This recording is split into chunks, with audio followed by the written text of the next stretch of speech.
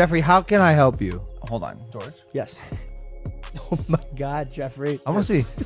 That was a good one. What do you think? I can handle it? But the phone cannot see the camera can't see my They're phone. over there. Cameras over there. Cameras are over there. Yeah. I just showed George meeting an NBA player. I want to see. That's amazing. On the YouTube channel Impulsive, Jeffree Star shows guests of the show an NBA player Star has allegedly been in touch with. Now, one thing that I want to be clear about is that there are lots of basketball players. There's WNBA basketball players, there's NBA basketball players, and I was tagged in this. But before we get into the whole problematic situation that's right there, did Jeffree Star just out someone to two people that might not have known? Just because you don't show it to the camera, there's two more people that might know someone's personal business. ESPN's Richard Jefferson then produced a really well-put video in response to it. That's why I'm just, and people could say, oh, well, they didn't say that they were doing anything. No, but think about how many players or people have been sent this, or negative comments in the comment section making fun of people or going after people. So I understand it's toxic. I understand the LGBT community, they probably frown on telling other people's personal business. I agree with RJ. Star doing this is irrational and completely out of line. One of the reasons why this matters to me is one of my good friends, Jason Collins. We got drafted together, played together 6 years, went to 2 NBA finals. He was the first openly gay male American athlete that was active. That announcement from Jason Collins, that surprise yesterday, just shatters stereotypes in the macho world of pro sports when he went online in Sports Illustrated on Monday morning. Jason Collins, a 12-year NBA vet who played this past season with the Celtics and Wizards, has become the first active athlete on a major American sports team to announce that he is gay. Collins says in the first-person account, quote, "I want to do the right thing and not hide anymore. I want to march for tolerance, acceptance, and understanding," unquote. Jason Collins is making history with these simple words. I'm a 34-year-old NBA center, I'm black, and I'm gay. And all the emotions stirred up by his announcement were catching up with Collins when I sat down with him in Los Angeles. You always knew you were gay? Yeah, it's I sort of describe it as you know that the sky is blue, but you keep telling yourself that it's red. So you fought it?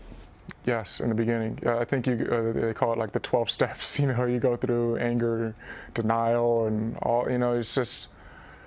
But when you finally get to that point of acceptance, there's nothing more beautiful, and just allowing yourself to really be happy and be comfortable in your own skin. When I went to bed last night, I didn't care who Jason Collins slept with. When I go to bed tonight, I won't care who Jason Collins sleep with. I'm happy that he gets to be himself. Listen, we've all played with gay players. Everybody works with gay players. I think deep down there's probably everybody got a family member who's gay, depending on how far you want to reach in your family. Kenny talks about it all the time. Us being black, we got to always be for tolerance. I never went through what the great Bill Russell and Kareem Abdul-Jabbar and Jim Brown and all those guys went through. But just thinking about it, it had to be horrific. So we got to always be for tolerance and acceptance. And I know his personal story, and I know how he struggled to come out, and I know why he waited so long in his career. So it is personal to me because one of my closest friends was the first, and I know the difficulties that come with that from knowing his story. So look, I support everybody to live their truth. That's why I felt like that was a little off. For the sports world at the time, this was huge. A huge, huge moment. And what it did was lay the foundation for athletes like Michael Sam, Carl Nassib, Megan Rapinoe, Robbie Rogers, Dawn Staley, and many others to feel comfortable, at least in the public eye, to come out. Now, what's troubling is the story of Billie Jean King. She was outed. That's something that someone should be able to do on their own time. It is not for someone else to decide. It is up for that person to decide when they are comfortable to do that. And here's what was also troubling. is at the time, according to Business Insider, her publicist said, don't come out.